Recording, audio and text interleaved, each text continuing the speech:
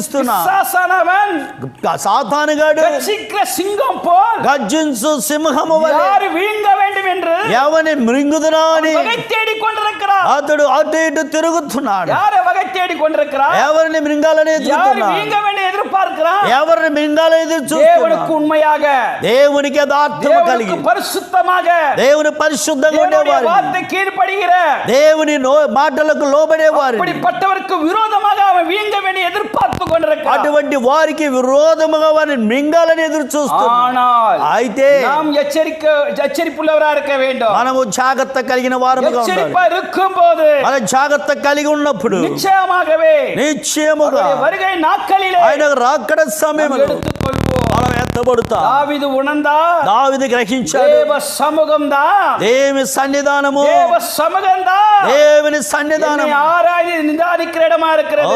నన్ను పరిశీలన చేసే